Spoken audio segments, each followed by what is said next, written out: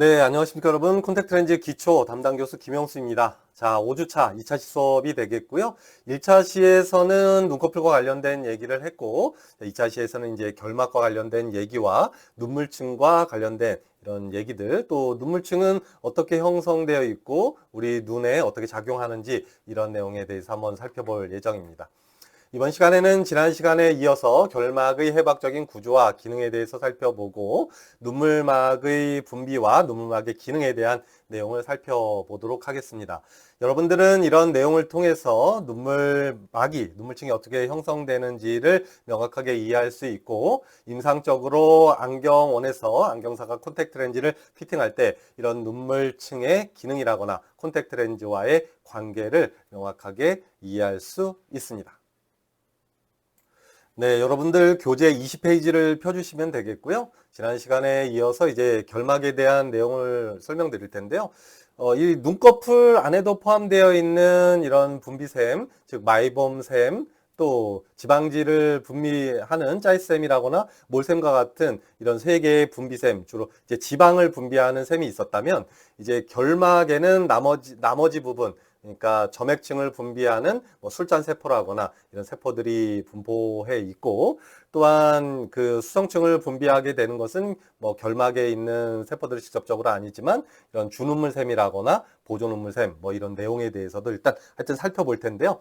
결막의 가장 대표적인 샘은 숫잔 세포라고 하는 세포로 주로 눈물층을 형성하는 점액층을 분비한다, 이렇게 생각하면 좋겠고요. 결막은 투명하기 때문에 어떤 색을 가지고 있지 않아요. 그런데 이런 공막이라거나 이런 눈꺼풀을 덮고 있는데, 이런 공막의 위에 분포하고 있는 혈관이라거나 또 결막의 이 눈꺼풀의 안쪽을 구성하고 있는 그런 혈관들이 그대로 비쳐 보이기 때문에 마치 이런 결막이 어떤 붉은색으로 보여진다라고 생각할 수 있겠지만, 그냥 투명한 점막의 하나로 그냥 공막이라거나 이런 눈꺼풀 안쪽을 덮고 있다라고 생각하면 좋을 것 같고요. 여기 보면 눈꺼풀의 안쪽을 구성하고 있는 눈꺼풀 결막이 있어요. 검결막이라고 과거에 불렀었는데, 이건 이제 한자기 때문에 요즘은 이제 우리 한글로 이런 의학 용어들이 바뀌고 있어요. 그래서 검결막이나 눈꺼풀 결막은 동일한 말이 되고요. 자, 두 번째, 그러니까 안구를 덮고 있는 눈알 결막과 눈꺼풀을 덮고 있는 이 눈꺼풀 결막에 연결되는 부위를 구석결막이라고 하는데, 과거에는 여기 화면에 있는 것처럼 원계결막이라고도 했어요. 얘는 포닉스라고 하는데, 어쨌든 원계결막이라는 말보다는 이런 구석결막이라는 말로 요즘에 바꿔서 한글 용어로 불리고 있고, 마지막은 좀 전에 얘기한 것처럼 공막 위를 덮고 있다, 그래서 안구를 덮고 있다고 해서 과거에는 구결막이라고 했는데 요즘은 눈알결막이라고 이렇게 표현하고 있습니다. 어찌됐든 이런 해부학적으로 구조가 세 가지 부분으로 나누어져 있다. 그러니까 눈꺼풀의 안쪽을 덮고 있고, 또 연결돼서 구석결막이 있고 공막 위를 덮고 있다. 그러니까 가끔 가다가 이제 이런 해부학적인 구조를 잘 이해하지 못하면 이런 눈 안에 콘택트 렌즈가 들어서 저 눈 아래 뒤쪽까지 막 넘어갈 거라고 생각하지만, 사실 이렇게 막혀 있기 때문에 콘택트 렌즈가 각막에서 이탈된다고 하더라도 이런 결막의 저런 위쪽 같은 부분에 놓여 있지 뒤쪽으로 넘어가는 일은 없습니다. 어쨌든 해부학적으로 이런 결막의 구조를 가지고 있다는 거 하나 알아둘 필요가 있고요. 자, 이 부분 봅시다. 아까도 잠깐 설명했는데요. 결막은 투명해요. 이거 좀 전에 설명했잖아요. 그죠? 그래서 이런 공막이라거나 결막의 혈관이 아주 잘 비쳐 보인다는 거, 한 가지 특징적인 거 알아둘 필요가 있고 넘어가 보면 되겠습니다. 그 다음에 여기 보면 결막의 상피세포에는 술잔세포가 아주 고르고 다양하게 분포되어 있는데요. 이 술잔세포에서 분비되는 건 눈물의 층 중에서 제일 아래쪽에 위치하는 점액을 분비한다. 그리고 그림을 통해서 살펴보게 되면, 자, 요 아래 그림을 먼저 볼게요. 2-27의 그림을 보게 되면 요 점점점점점점 이렇게 있는 것들이 전체 눈의 결막에 분포되어 있는 술잔 세포인데요. 여러분들이 그냥 이렇게 구조를 보게 되면 약간 코 쪽과 약간 아래쪽 보세요. 눈물 언덕, 반달주름, 코 쪽 눈꺼풀 결막. 그러니까 대체적으로는 이렇게 코 쪽 부분에 많이 분포되어 있다라고 일단 알아두면 돼요. 그래서 가끔 이제 그 콘택트 렌즈에서는 그렇진 않은데 안경사 국가시험에 이런 수잔세포의 분포는 술잔 뭐 이렇게 결막에 대한 설명으로 옳은 것을 고르시오 이렇게 설명해 놓고 뭐 이런 것들 설명하거든요. 그래서 코 쪽 부분에 주로 많이 분포한다. 뭐 이 정도만 그냥 해박적으로 이해해 주었으면 좋겠습니다. 다시 위쪽으로 올라가서 좀 전에 얘기한 것처럼 여기 별표가 두 개 쳐져 있죠. 그죠?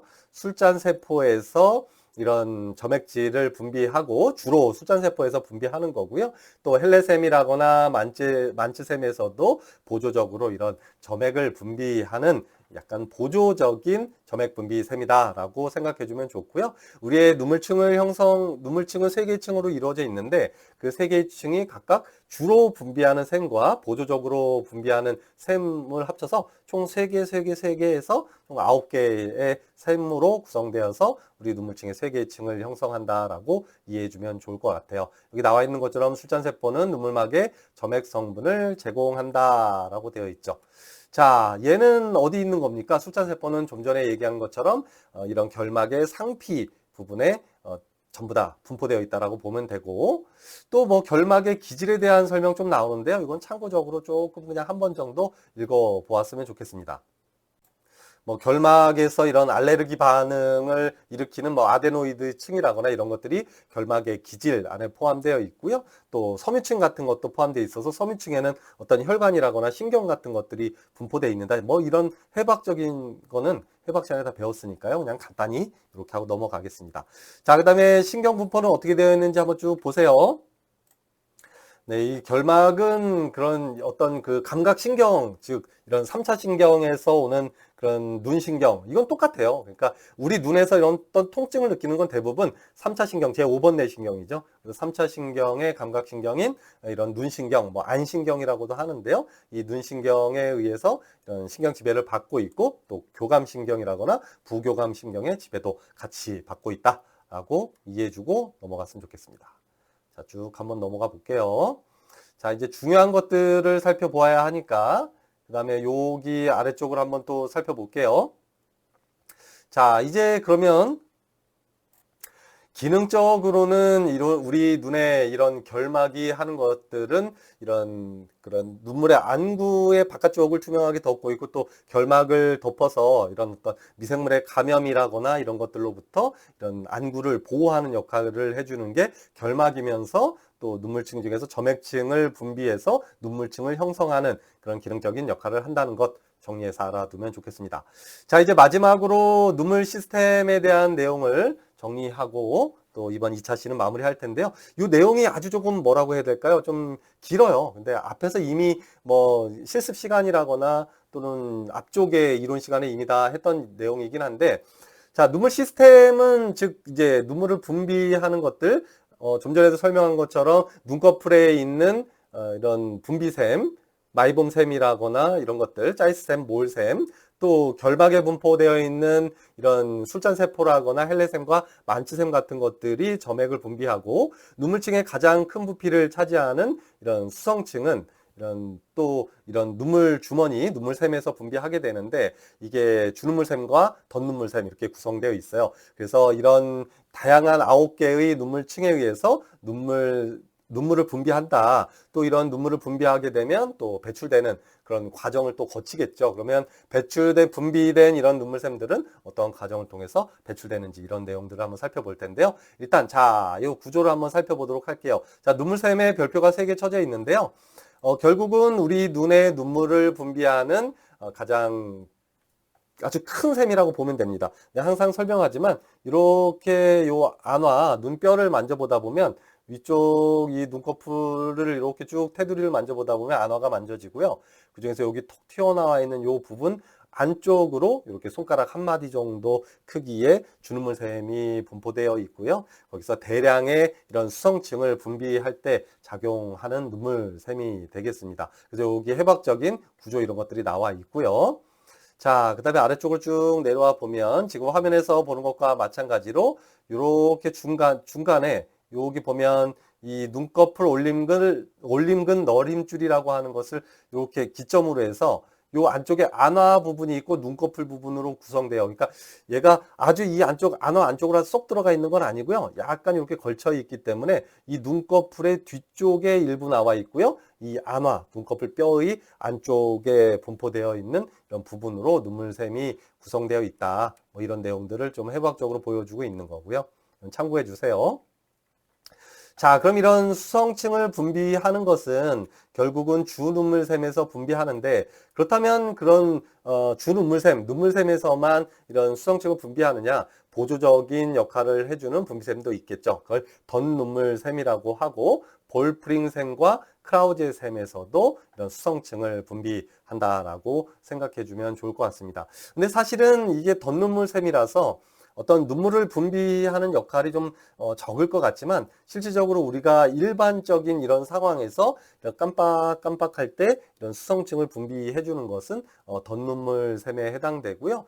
어떤 자극을 받는다. 그러니까 뭐 슬픈 감정에 의한 자극이든 아니면 눈꺼풀에 이물질이 들어가서 받는 이런 기계적인 자극이든 어떤 자극에 의해서 이 이물질을 씻어내고 이런 자극을 이겨내기 위해서 분비하는 그런 그 눈물은 주눈물샘에서 대량적으로 분비하는데 대체적으로 일상적인 생활에서 그냥 깜빡깜빡할 때 이렇게 쪼르륵 흘러서 우리 눈물층의 수성층을 분비하는 건 이 덧눈물샘이 주로 작용한다라고 생각해 주면 좋겠습니다.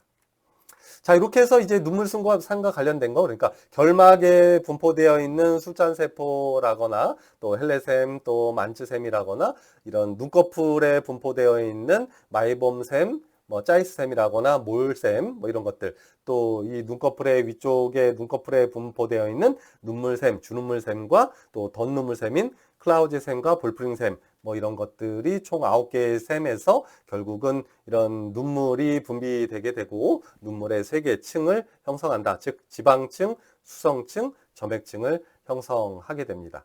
자, 그래서 아래쪽을 살펴보면 눈물샘에서 분비하는 이런 수성층을 공급하는 것이 주눈물샘과 덧눈물샘이 되겠고요.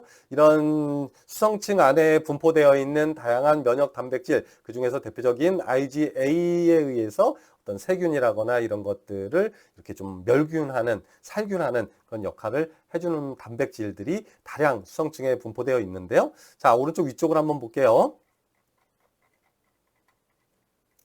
이건 좀 지나가야 되겠는데. 잠깐만요. 요 밑에 이걸 먼저 좀 살펴볼게요. 그래서 우리가 보통 그냥 수성층이라고 하면 그냥 여긴 지금 몇 페이지냐면 26페이지예요. 그냥 뭐 H2O 물로만 구성되어 있다라고 생각할 수 있지만 실제적으로는 물로만 구성되어 있는 게 아니라 첫 번째 전해질, 나트륨 이온이라거나 뭐 염소 이온, 칼륨 이온과 같은 이런 이온이라고 하는 이런 전해질이 분포되어 있고요. 이건 수성층에 있는 겁니다. 또 수성층에는 단백질이 분포되어 있는데요. 리소자임, 또 락토페린, 이런 리포칼린, 알부민, 또 이런 것들, 또 아까도 얘기했던 면역 단백질인 IgA, 뭐 이런 것들 같은 이런 단백질이 수성층에 분포되어 있습니다. 뭐 이런 수치까지 여러분들이 뭐 많이 볼 필요는 없지만 가장 이제 대표적인 전해질이 이제 나트륨 이온인데요. 이게 리터당 135 정도 이렇게 좀 분포되어 있고, 또 아래쪽에 보면 단백질 중에 가장 대표적인 게 이런 IgA와 같은 면역 단백질이 리터당 3.69g으로 가장 많은 그런 양을 차지하고 있다. 또 아래쪽에 보면 지질, 또 점액질 이렇게 해서 총 3가지 층인 눈물층을 형성하고 있다. 뭐 이런 내용들을 쭉 설명하고 있다고 보면 되겠습니다. 그래서 다시 위쪽으로 올라가서 그래서 눈물층은 이렇게 3개의 층들에서 분포되고 있고, 또 이런 그런 수성층 안에는 이런 상처의 치유를 돕는 그런 성장 인자 뭐 이런 것들도 포함되어 있다는 내용으로 이제 눈물샘과 같은 눈물샘의 분비와 같은 내용은 마무리 지으면 되고요. 그럼 이런 분비된 눈물은 그게 수성층이 됐던 점액층이 됐던 아니면 지방층이 됐던 어떠한 단계를 거쳐서 배출되는지도 아주 중요하겠죠. 내가 여기다 별표를 쳐놓지는 않았는데 이거 아주 중요하게 이해해 주었으면 좋겠습니다. 그러니까 눈물이 분비되는 다양한 9개의 층에서 눈꺼풀에 있는 분비샘, 또 결막에 있는 분비샘, 또 주눈물샘이라거나 덧눈물샘에서 분비되는 수성층 이런 것들을 포함해서 눈물이 분비되게 되면 눈을 적셔주게 되고 배출되는 과정은 여러분들 뭐 이건 해박 시간에 봤던 거니까 여기 아래쪽에 보면 눈꺼풀을 이렇게 뒤집어 보면 구멍이 하나 뚫려 있고요. 윗눈꺼풀도 잘 요 코 쪽에 보면 구멍이 하나씩 뚫려 있거든요. 그래서 윗눈꺼풀의 코 쪽과 아랫눈꺼풀의 코 쪽에 있는 이런 두 개의 눈물점을 통해서 이런 분비된 눈물이 배출이 시작되고, 눈물점을 통과한 이런 눈물은 눈물소관, 공동 눈물소관, 눈물주머니, 코 눈물관으로 거쳐서 이렇게 코로 해서 목으로 해서 이런 넘어가는 그런 과정을 거친다는 거 하나 알아둘 필요가 있고요. 자, 또 한 가지는 여기 별표가 하나 쳐 있는데요. 그러니까 이제 눈물이 배출될 때는 그냥 이렇게 눈을 뜨고 있는 상황에서도 일부 배출은 됩니다. 그 이제 모세관 현상이라고 하는데요.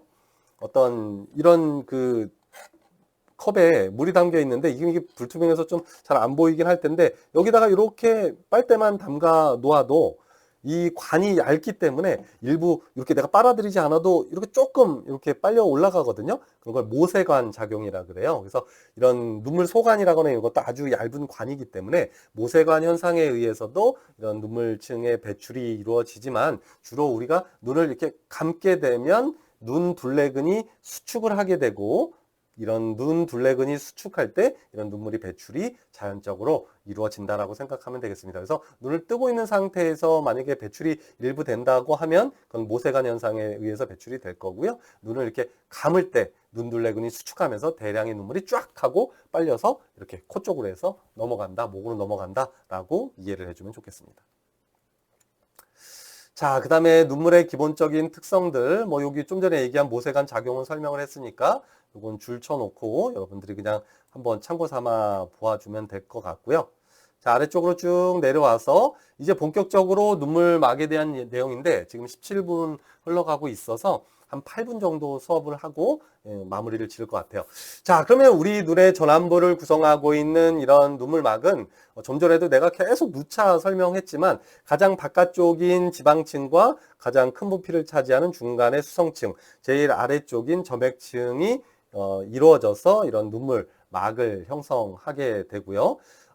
위에서 설명한 것처럼 주눈물샘과 덧눈물샘과 같은 이런 분비샘에서 수성층을 형성한다라고 얘기했고요. 또 말봄샘과 짤샘과 몰샘과 같은 이런 분비샘에서 지질층을 형성한다. 또 결막에 있는 술잔세포와 헬레샘과 만치샘과 같은 샘에서 이런 점액층을 분비해서 눈물의 쇄계층을 형성한다. 뭐 이런 내용들 이해하면 좋을 것 같고요.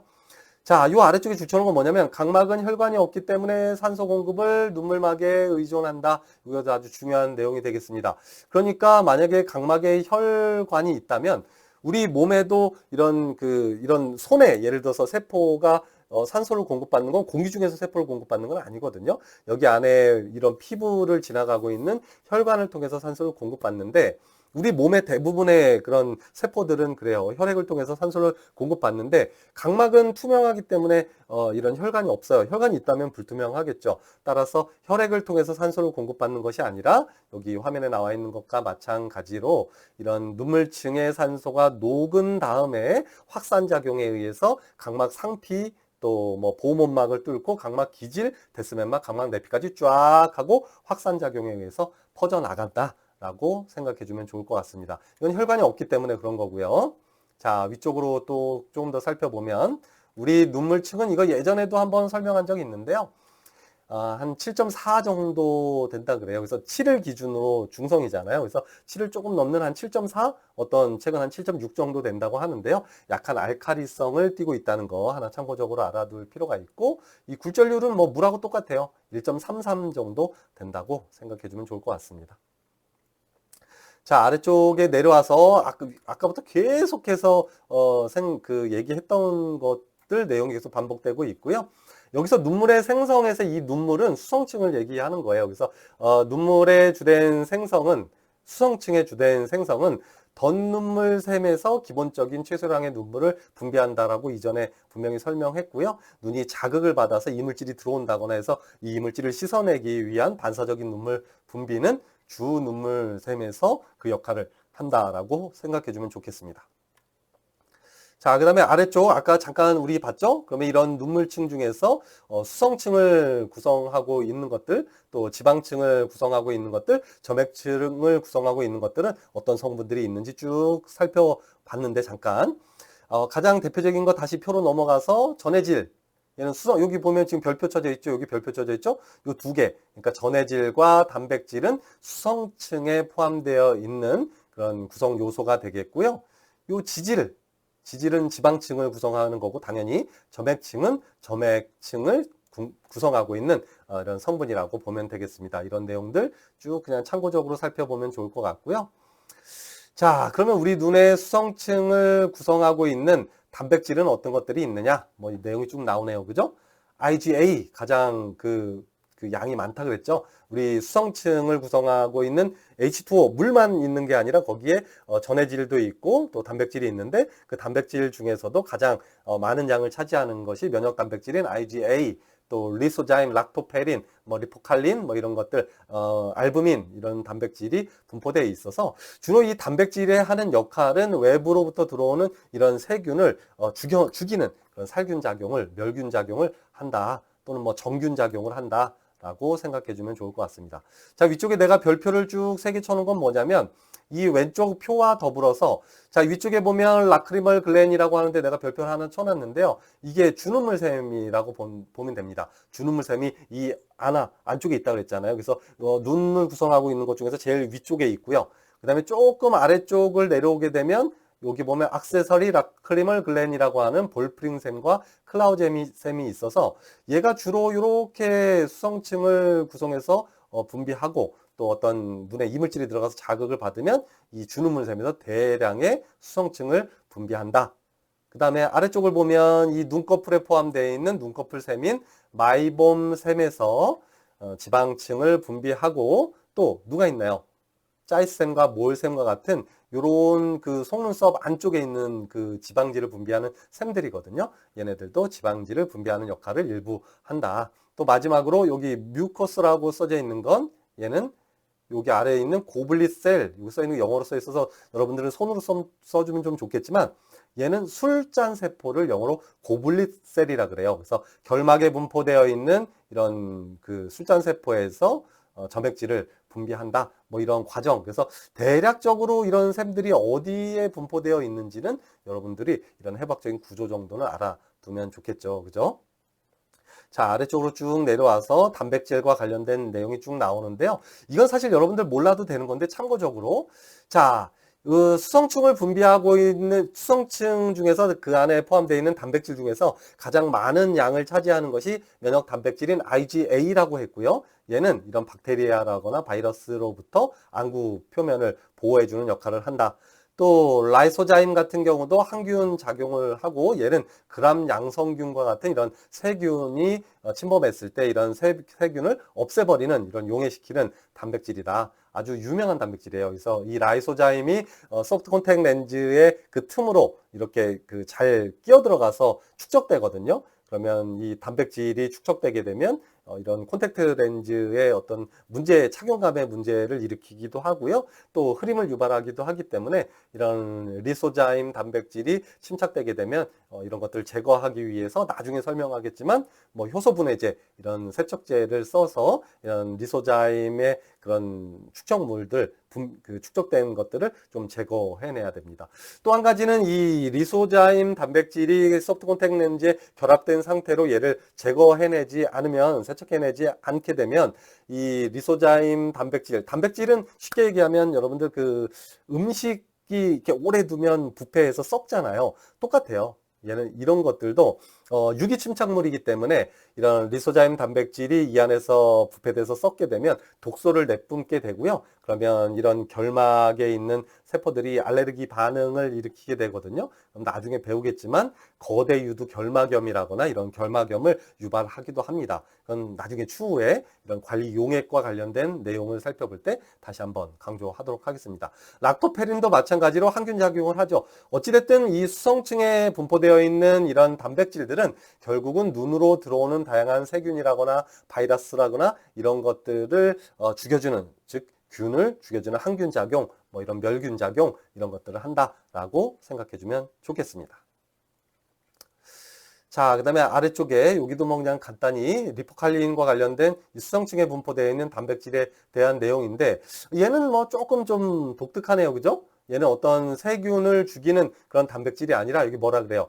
지방층의 형성을 용이하게 해주는 또 단백질도 수성층에 포함되어 있다 하네요. 그래서 수성층에 분포되어 있는 대부분의 이런 단백질은 항균 작용을 하지만 이 리포칼린이라는 단백질은 이 수성층 위에 이 고르게 분포되는 이 지방층을 아주 형성이 잘 되도록 만들어주는 그런 역할을 해주는 단백질도 포함되어 있다. 이건 참고적으로 알아두시면 될 것 같고요. 자, 점액은 별거 없어요. 아래쪽 살펴보세요. 점액은 미세육모, 각막 상피에 있는 미세육모와 결합해서 이 수성층과 지방층이 아래쪽으로 중력에 의해서 미끄러 내려오지 않도록 만들어주는 거예요. 그래서 이런 그 점액, 아니죠. 그죠. 점액질이 하는 역할은 이런 여기 아래쪽에 있는 것처럼 눈물막을 안정화시키고 확산시키고 그대로 좀 유지시켜주는 그런 역할을 해준다라고 생각해주면 좋겠습니다. 25분이 넘었네요. 이제 다 끝났어요.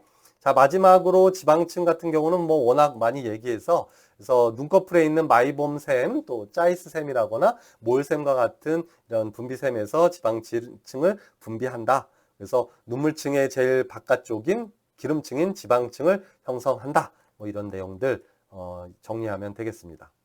네, 마지막으로 자, 그럼 지방층이 하는 역할은 뭐냐 하면서 정리해 주죠. 그죠? 그래서 수성층이라거나 이런 것들이 눈의 그 표면에서 증발되는 것을 좀 막아주는 그런 역할을 해주는 것이 이런 지방층 지질의 역할이다라고 얘기할 수 있겠습니다. 자, 그래서 이번 시간까지 했던 내용들은 이제 점액층, 그러니까 이런 눈꺼풀부터 시작해서 이런 결막까지 쭉 포함해서 사실은 콘택트 렌즈에서 가장 중요하게 생각해야 되는 것이 이 사람이 뭐 안구건조증이 있느냐 없느냐 이런 것들이 사실 콘택트 렌즈 피팅할 때 상당히 중요하게 작용하거든요. 따라서 이러한 내용을 이해하기 위한 기초 작용인 그럼 우리 눈의 눈물층은 어떻게 형성되는지 또 눈꺼풀은 또 콘택트 렌즈에 다양한 작용을 하게 되는데 이 눈꺼풀의 해부학적인 구조와 기능 이런 것들은 어떤지 이런 내용에 대해서 한번 살펴보았다고 보면 됩니다. 자, 다음 시간에는 이제 눈과 관련된 과학적인 내용을 좀 살펴보고 수업 내용을 계속해서 진행하도록 하겠습니다.